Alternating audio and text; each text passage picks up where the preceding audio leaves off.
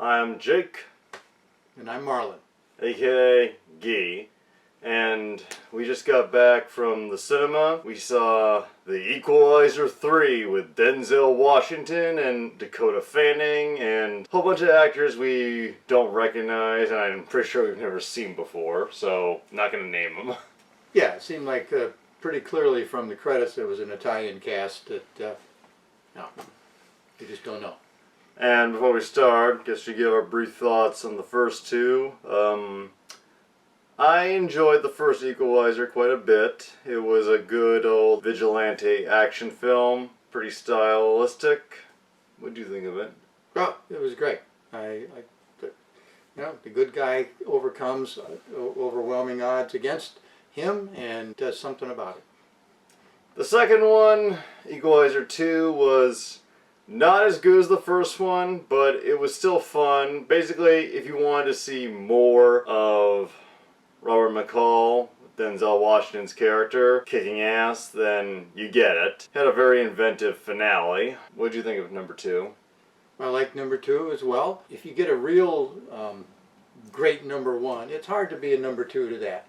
But it was good, it was interesting, and the character was true to his projection in the first movie.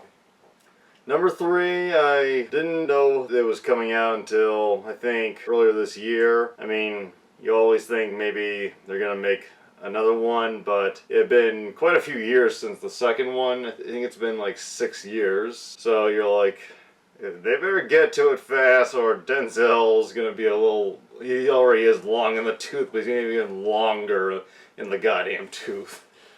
Yes, he was definitely portrayed a different guy, still with skills though. Basically, he's becoming the Black Charles Bronson, and hey, there are worse ways to go in your later years. I think he's cut his own character. He isn't just another Charles Bronson, who I also like. Hey, he was the original action star in his golden years. In fact, way beyond his golden years as well. And as for the Equalizer 3, this was very different than the first two. Yeah, situational departure. First off, there is action, but this is definitely a bit more of a, I'd say, I wouldn't call it a drama, but it definitely goes for more of a dramatic tone. There's a lot of establishing, and they really take advantage of the setting and the cinematography. Right. It's excellent, and step by step they take you into it, and it gets to look more and more impossible until the Equalizer, Robert McCall, equalizes things. And the main setting of number 3 is Sicily, Italy. And I'm like, why not? We already did the Russians in number 1. And in this one, we're not going to get too deep into the specifics because this old son of a bitch does not do spoilers. Well, we shouldn't. You should see the movie. But yeah, he's in Sicily, going up against various forms of bad guys, most of them in the mob. He becomes connected to the people, and that's the thing about him. He connects well with others, like good people, and Robert McCall is basically, it's a good old protector of the innocent type story, which I'd say Denzel plays the character well. Yeah, he plays the character well. They do a couple of his shticks, but they don't overdo him, where he uses the watch, he times things, and all of that. And then he explains to people what's going to happen to them. It's bad if they don't, mend their ways. Of course they don't, and then, something bad happens to them. And so, have a lot of that, and that worked out very well. But they didn't overdo it. They developed more on this one. It's started out in a different part of the world and stayed in a different part of the world, and it worked. The way they filmed Denzel Washington, and not just in this film but the others, I've always found like they establish him well with this line in the beginning. He's asked, "Are you a good man or a bad man?" And he says, I don't know. And it's a perfect symbolization of his character, and the way they film him, like, he is, for lack of a better word, the savior of these films, but the way they film him, particularly in the shadows, he almost looks fucking demonic at times. He looks like, because like he's the for the bad guys, he's like their worst nightmare, and if you didn't know that what they did earlier, like you didn't know why he was going after them, you'd swear he was like a slasher killer almost. Yeah, I mean, he's not a character who wears a white hat, you know, like the old cowboys, you could tell the good guys and bad guys. Not that at all. But he, when the chips are down, he pulls out all the stops. Indeed he does.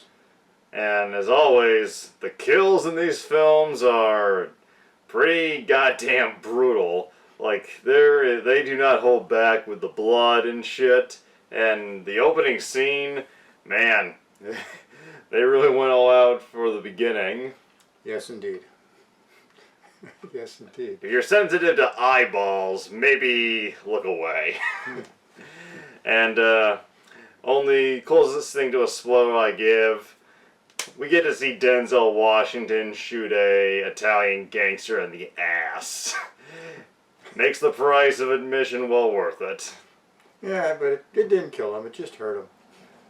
Well, it's not like he made it far.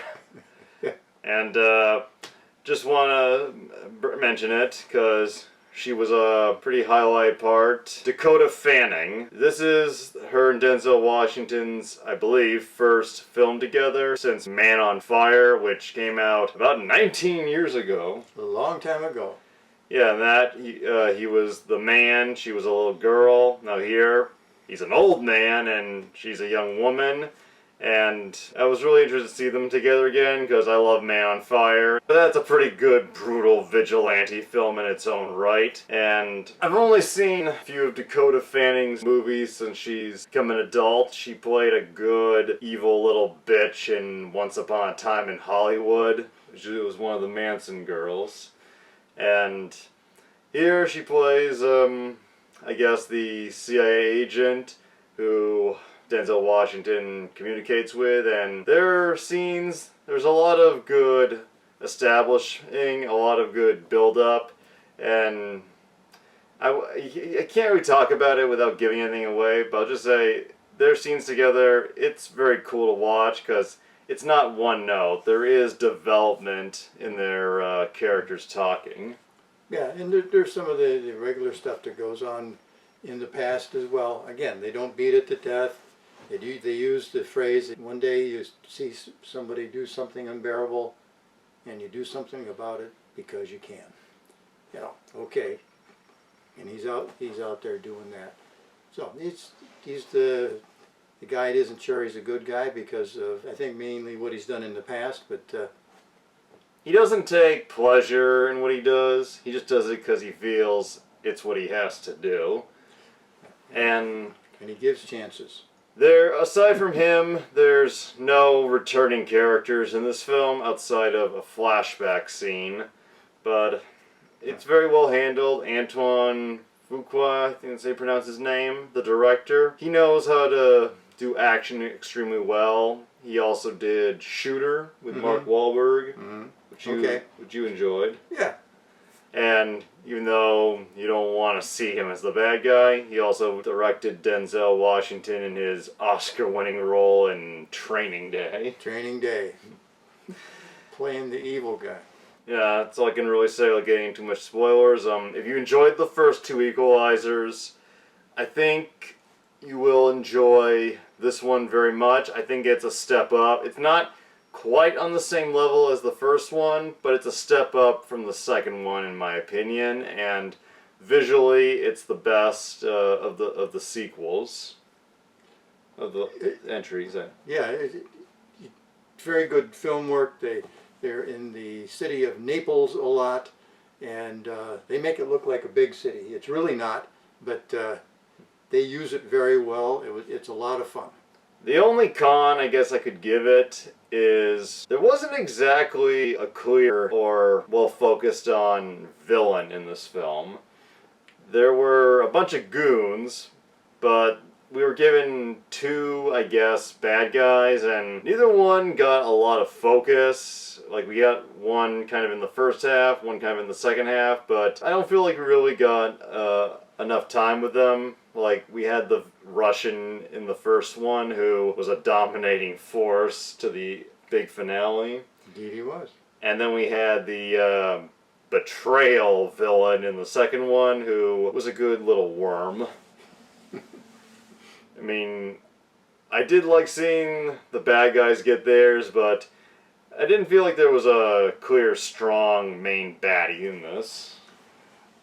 I thought that they built it up so that they were showing that two evil kinds of organizations were involved, or, you know, that was revealed as the film went along. The odds against one guy doing something about that grows higher, and so in some ways it made the more impossible look better.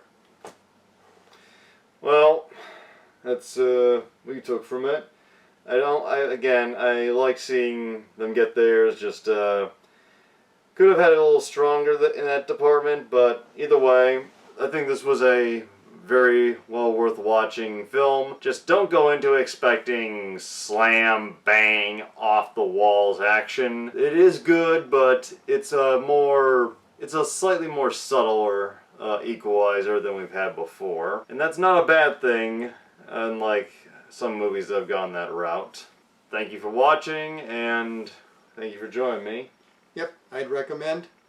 If you like the first two, you'll like the other ones. It's a little bit of a different shift, but it's a good outcome. We will see you again, hopefully soon.